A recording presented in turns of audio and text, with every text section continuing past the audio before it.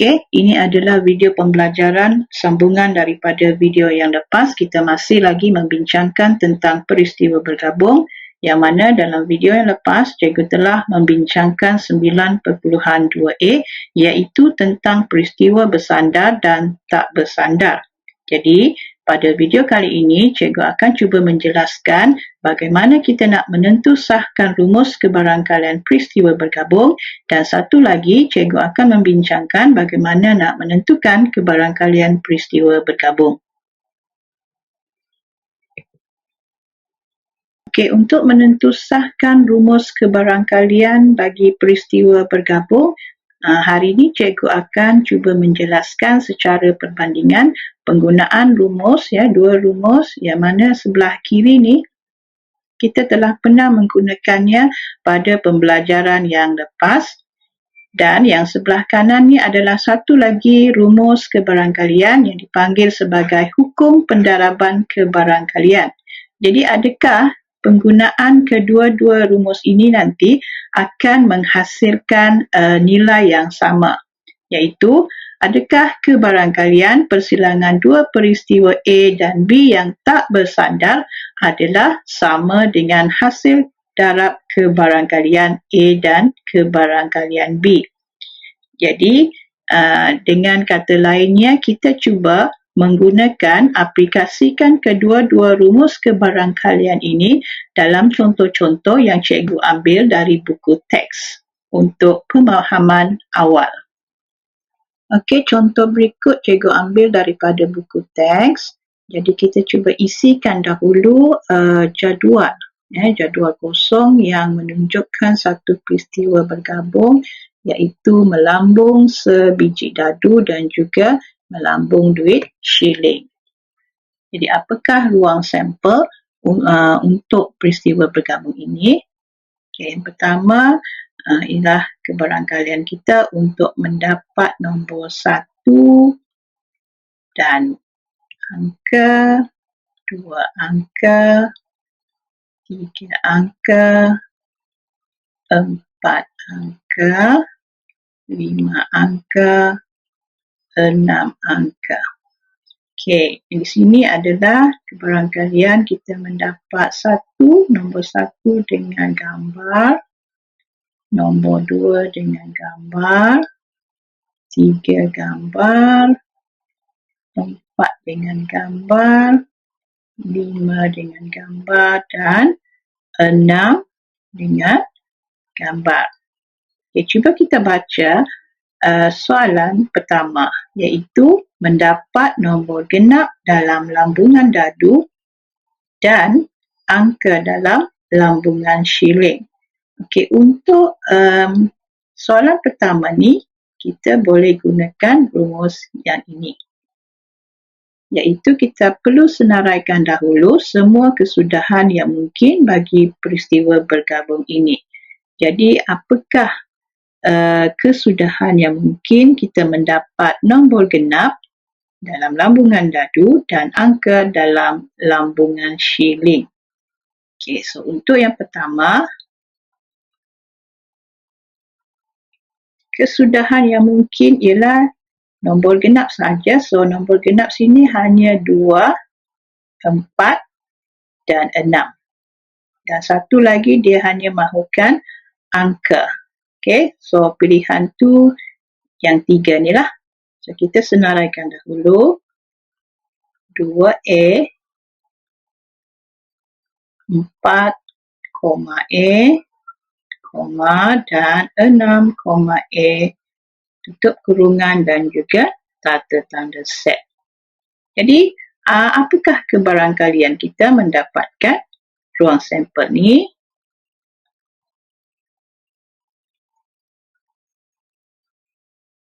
Okey, so sini kita ada bilangannya 3 dan ruang sampelnya tadi untuk dadu kita ada 6 nombor. Okey, so kita boleh tulis 6 dan darab dengan shilling hanya ada 2 permukaan. Jadi ruang sampel kita ialah 12. Jadi per 12 sama dengan 1/4. Okey, itu kalau kita gunakan rumus yang sebelah kiri. Okey, untuk soalan yang kedua, hitung hasil darab kebarangkalian mendapat nombor genap dalam lambungan dadu dan angka dalam lambungan shilling. Jadi soalannya adalah yang sama, cuma penggunaan rumus tu dia nak kita gunakan rumus darab kebarangkalian. Okay, so kita cuba gunakan yang sebelah kanan. Okay, katakan peristiwa A kita ialah mendapat nombor genap.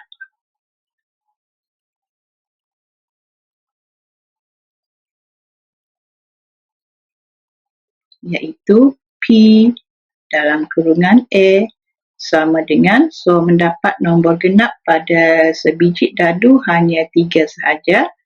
3, ruang sampelnya 6. Okey, so kita permudahkan akan dapat 1/2. Dan katakanlah peristiwa B ialah mendapat angka pada shilling.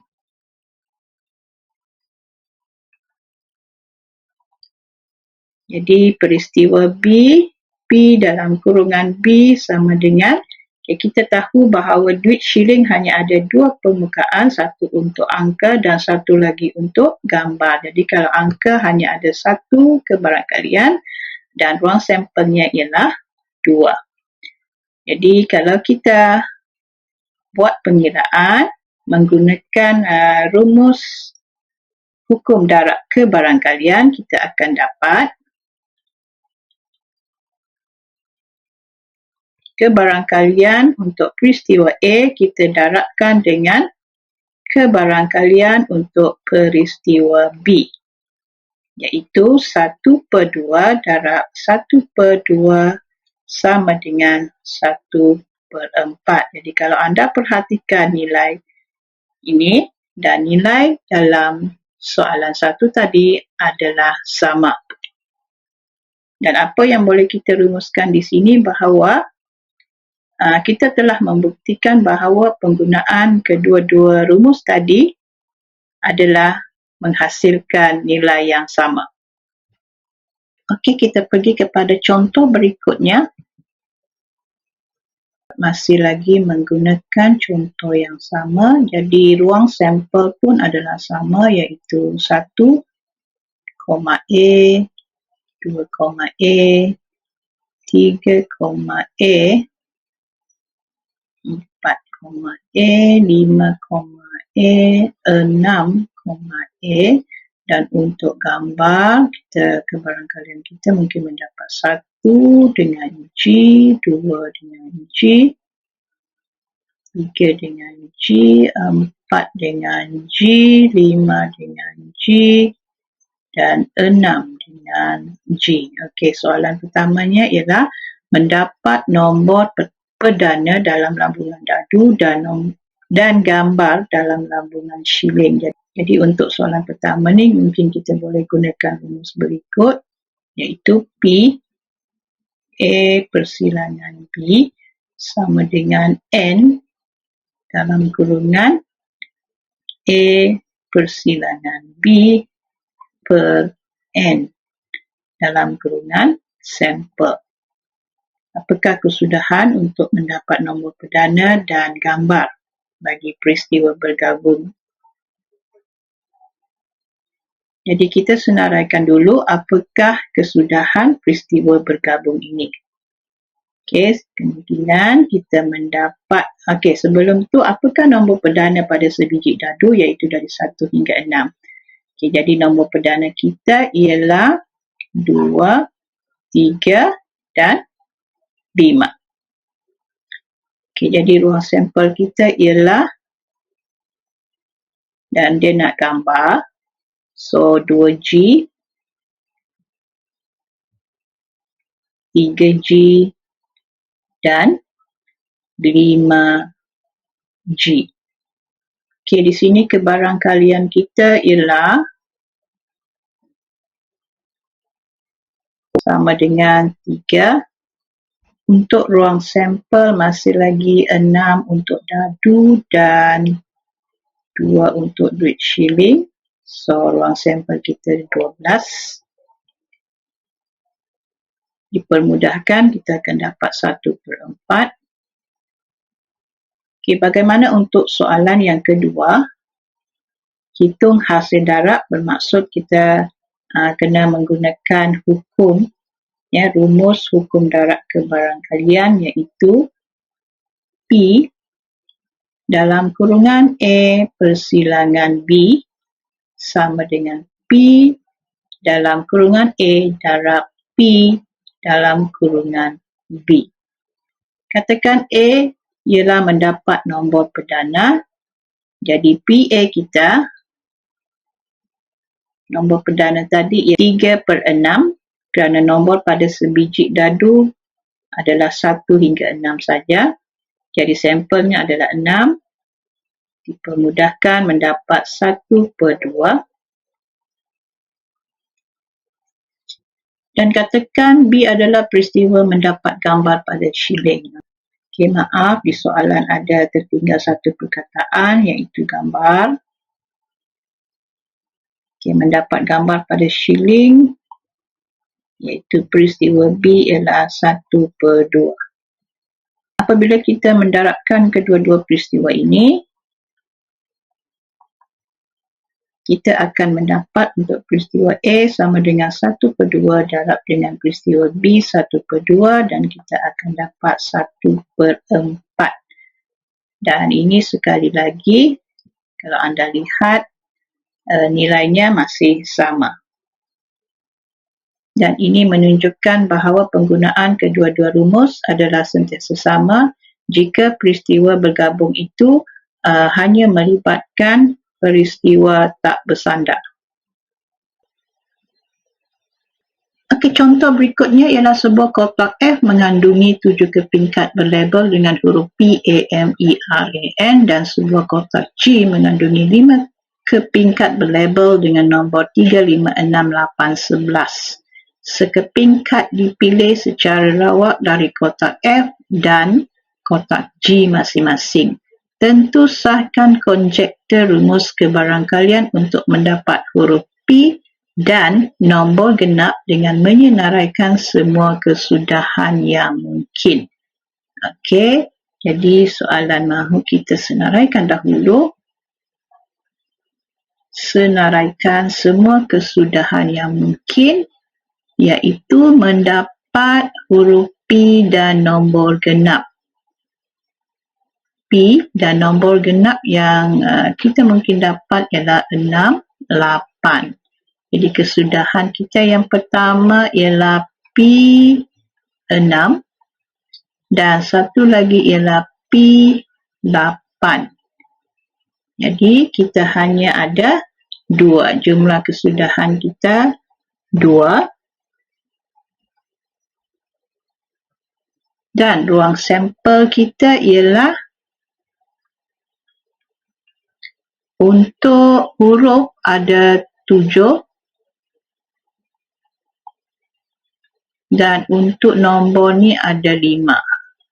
Jadi ruang sampel kita ialah 35. So, kebarangkalian peristiwa bergabung ini ialah 2/35. Okey, kemudian kita nak tentu sahkan konjektor rumusnya, maka kita boleh tunjukkan dengan menggunakan hukum darab.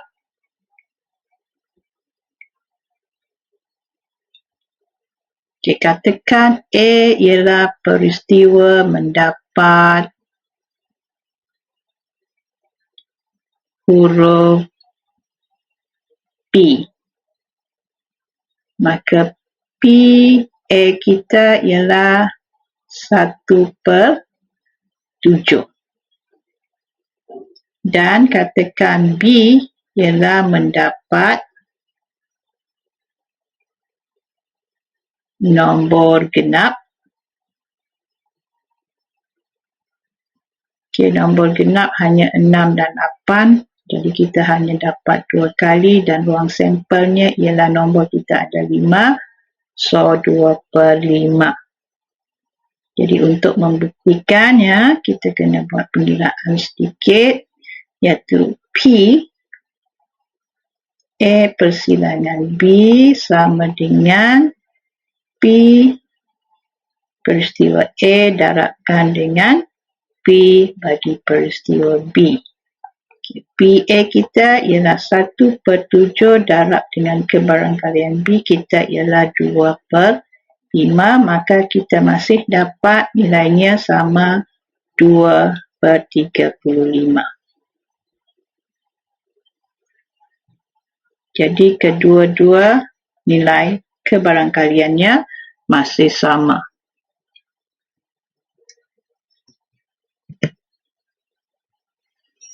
Okey, contoh seterusnya ialah kotak A dan kotak B masing-masing mengandungi kad berlabel dengan nombor 3579 dan kad berlabel dengan huruf X, Y, Z. Sekeping kad dipilih secara rawak masing-masing dari kotak A dan kotak B. Hitung kebarangkalian mendapat faktor bagi 9 dan huruf Z. Jadi, peristiwa ini adalah satu peristiwa bergabung tak bersandar, jadi kita boleh terus menggunakan rumus hukum darab kebarangkalian. Okey, jadi sekarang katakan peristiwa A ialah mendapat faktor bagi 9. Jadi apakah faktor bagi 9 dari kotak A ini ialah 3 dan 9. Jadi kita senaraikan dahulu, iaitu 3 dan 9. Maka kebarangkalian untuk mendapat peristiwa ini ialah 39 ada bilangannya ada 2, ruang sampel kita daripada kotak A ialah 4. Maka sama dengan 1/2, dan katakan peristiwa B ialah mendapat huruf Z.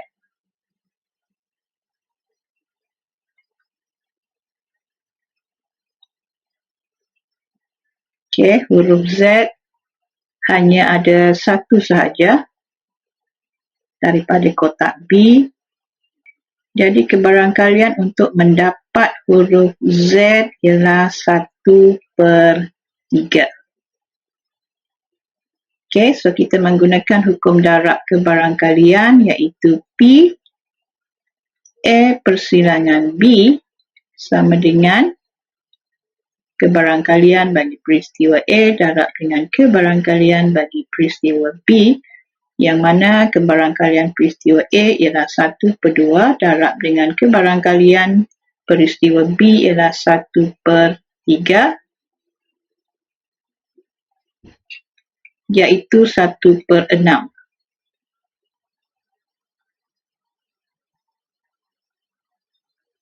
Seterusnya, contoh yang terakhir ialah sebuah beg mengandungi 8 biji guli hijau dan sebiji guli merah.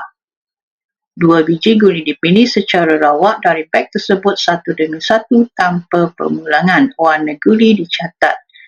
Soalan A, wakilkan situasi di atas dengan gambar raja pokok. Okay, kalau kita baca soalan, kita dapati satu perkataan hint dia ialah perkataan tanpa permulangan. Jadi di sini kita tahu bahawa peristiwa bergabung ini merupakan satu peristiwa bersandar.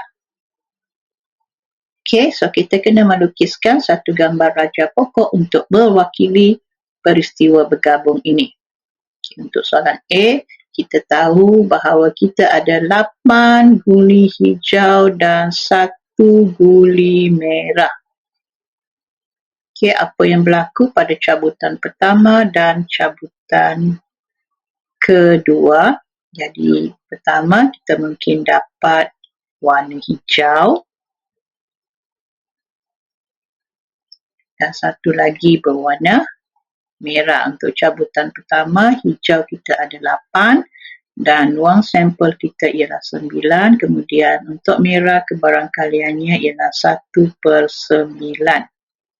Okey, kemudian seterusnya untuk cabutan kedua, kita masih lagi ada hijau dan merah.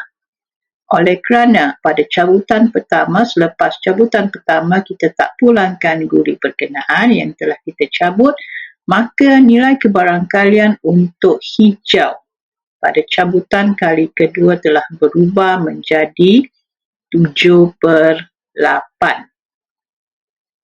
Dan untuk merah menjadi 1/8. Dan di sini kebarangkalian untuk mencabut guli berwarna merah memang dah tak ada kalau kita tak pulangkan, jadi kita hanya akan dapat hijau, iaitu keseluruhannya ialah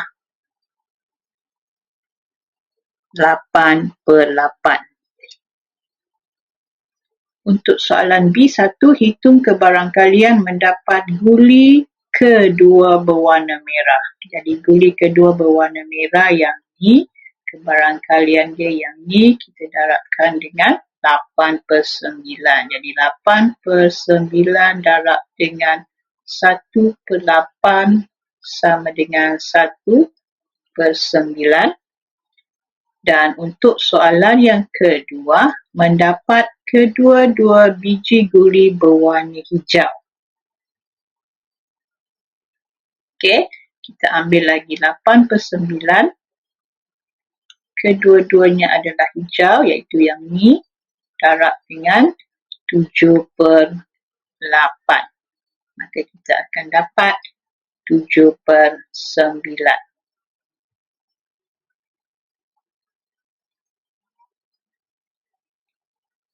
Untuk menyelesaikan kebarangkalian peristiwa bersandar, kita kena menggunakan kaedah pokok untuk mendapatkan nilai kebarangkalian yang lebih tepat, kerana kita tahu kebarangkalian untuk peristiwa yang kedua adalah bergantung kepada perubahan yang berlaku pada peristiwa yang pertama. Jadi nilai kebarangkalian untuk peristiwa bersandar adalah berbeza selepas berlakunya kebarangkalian peristiwa yang pertama tadi. Jadi cikgu rasa menggunakan gambar rajah pokok, kita dapat menentukan nilai kebarangkalian yang lebih tepat.